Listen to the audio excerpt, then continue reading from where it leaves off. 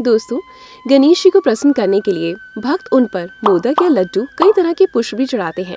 लेकिन मैं आपको बता देती हूँ कि भूलकर भी भगवान गणपति पर तुलसी नहीं चढ़ानी चाहिए। अब ऐसा क्यों है, उसके लिए आपको वीडियो अंत तक जरूर देखनी होगी। दरअसल विघ्नकर्ता को तुलसी ना चढ़ाने के पीछे एक पौराणिक कथा है, जिसके अनुसार एक बार गणपति बप्पा गंगा नदी के किनारे तपस्या में लीन थे। वहीं दूसरी तरफ धर्मज की पुत्री देव तुलसी विवाह की इच्छा को लेकर तीर्थ यात्रा पर निकली थी। माता तुलसी तीर्थ स्थलों को भ्रमण करते हुए गंगा नदी के तट पर पहुंची। तभी नदी के किनारे माता तुलसी ने देखा कि भगवान गणपति तपस्या में लीन है। शास्त्रों के मुताबिक तपस्या में भगवान की भक्ति में लीन गणेश जी रत्न जड़ित सिंहासन पर विराजमान थे। उनके पूरे शरीर पर चंदन लगा हुआ था और उनके गले में फूलों के साथ स्वर्ण मणि रत्नों के बहुत से हार पड़े हुए थे। उनकी कमर में काफी सुंदर कोमल रेशम का पीताम्बर लिपटा हुआ था। बप्पा के सौंदर्य रूप पर माता इतनी मोहित हो गई कि उनके मन में गणेश जी से विवाह करने की इच्छा जाग उठी। मन में विवाह की अभिलाषा लिए देवी तुलसी इतनी आतुर हो गई कि उन्होंने गजानन का ध्यान ही भंग कर दिया। ध्यान भंग होने पर भगवान गणेश को बहुत क्रोध आया। उन्होंने शांत मन से माता तुलसी से बात की और कहा कि उन्होंने जो भी किया वह बहुत अशुभ है। लेकिन जिसके बाद जैसे ही देवी के मन की बात पता चली तो उन्होंने खुद को ब्रह्मचारी बताकर उनकी शादी के प्रस्ताव को मना कर दिया। विवाह का प्रस्ताव ठुकराए जाने पर तुलसी माता का गुस्सा 7वें आसमान पर जा पहुंचा और उन्होंने भगवान गणपति को श्राप दे दिया। देवी ने कहा कि उनके एक नहीं बल्कि दो विवाह होंगे। इस पर गजानन ने भी तुलसी माता को श्राप दे दिया, तुम्हारा विवाह भी एक असुर से होगा। एक राक्षस की पत्नी होने का श्राप सुनकर तुलसी माता ने भगवान गणेश जी से बहुत क्षमा मांगी। तब भगवान गणेश ने देवी तुलसी से कहा कि तुम्हारा विवाह शंखचूर्ण राक्षस से होगा, लेकिन फिर तुम भगवान विष्णु और श्री कृष्ण को प्रिय होने के साथ ही कलयुग में जगत के लिए जीवन और मोक्ष देने वाली होगी। मेरी पूजा में तुलसी चढ़ाना शुभ नहीं माना जाएगा। उस समय से गणपति बप्पा जी की पूजा अर्चना में तुलसी चढ़ाना वर्जित माना जाता है। वहीं भगवान गणेश की पूजा के समय सफेद चंदन, सफेद जनेऊ, सफेद फूल ही नहीं चढ़ाने चाहिए।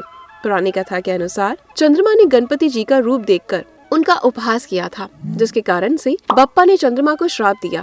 इसलिए भगवान गणपति जी के ऊपर सफेद फूल और सफेद चीजें नहीं चढ़ानी चाहिए। वही यदि हम माता तुलसी के बारे में बात करें तो ऐसी मान्यता है कि तुलसी के पौधे को घर के अंदर नहीं लगाना चाहिए। बता देते हैं कि इसके पीछे की भी कथा है, जिसके चलते देवी तुलसी के पति की मृत्यु के बाद भगवान नारायण ने तुलसी जी को अपना प्रिय सखी राधा की तरह माना।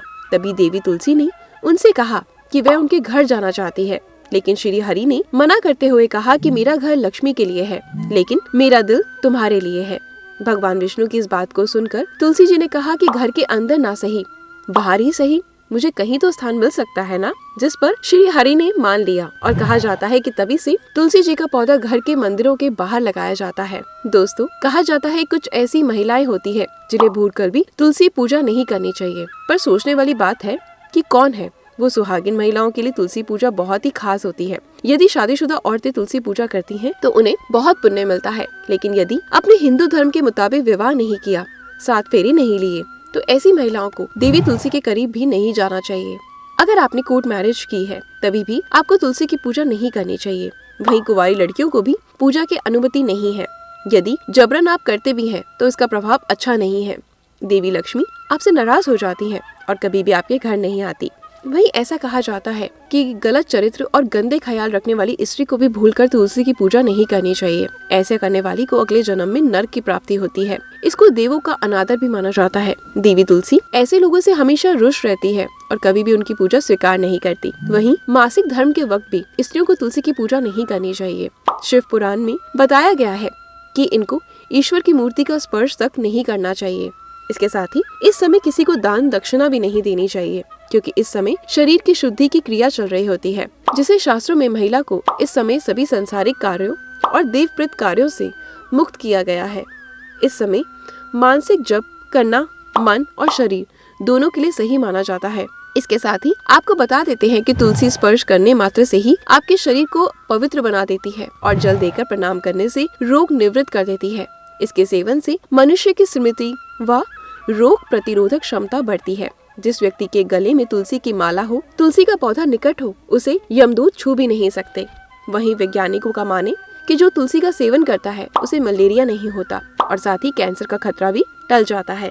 बता देते हैं कि तुलसी के पत्तों में खास तेल होता है, जो कीटाणु युक्त वायु को शुद्ध करता है। तो खुशबूदार वायु से मलेरिया के कीटाणु का नाश भी हो जाता है। तुलसी में एक विशेष क्षार होता है जो बदबू को दूर करता है। जिसके मुंह में बदबू आती है वो रोज तुलसी के पत्ते खाए और वह बदबू भी दूर हो जाएगी।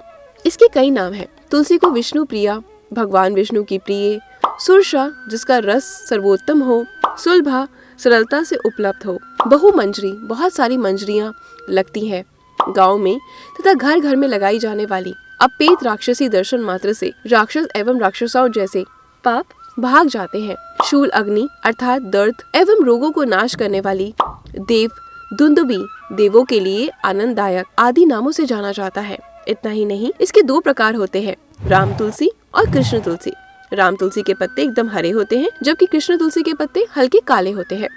हमारे शास्त्रों में तुलसी के बारे में बहुत ही विस्तार से बताया गया है कि तुलसी के दर्शन करने मात्र से ही आपके सारे पाप और सारे ही आपके समुदाय की जो भी नाश है वो दूर हो जाते हैं। उस तुलसी देवी को नमस्कार है। वहीं गरुड़ पुराण में बताया गया है कि तुलसी का पौधा लगाने, पालन करने, सींचने और स्पर्श करने से मनुष्य के पूर्व जन्म के सभी पाप जलकर नष्ट हो जाते हैं। जबकि ब्राह्मण वैभव की माने तो मृत्यु के समय जो तुलसी पत्ते के साथ जल को लेता है वे सारे पापों से मुक्त होकर वैकुंठ धाम जाता है। घर में लगाई हुई तुलसी इंसानों के लिए धन और पुत्र प्रदान करने वाली पुण्यदायिनी होती है।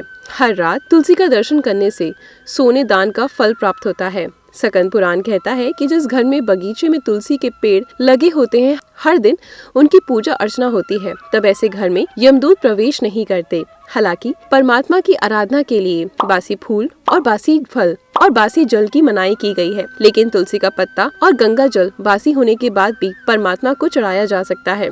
वहीं इस विषय में भविष्य पुराण कहता है कि अपने घर से दक्षिण की तरफ तुलसी वृक्ष का रोपण नहीं करना चाहिए, वरना आपको यम यातना भोगनी पड़ती है। ऐसा कहा जाता है कि अगर कोई इंसान मवदी अमावस्या को तुलसी की 108 परिक्रमा करता है और उनकी नियमित रूप से आराधना करता है तथा उन्हें जल चढ़ाता है तो दरिद्रता उससे काफी दूर रहती है।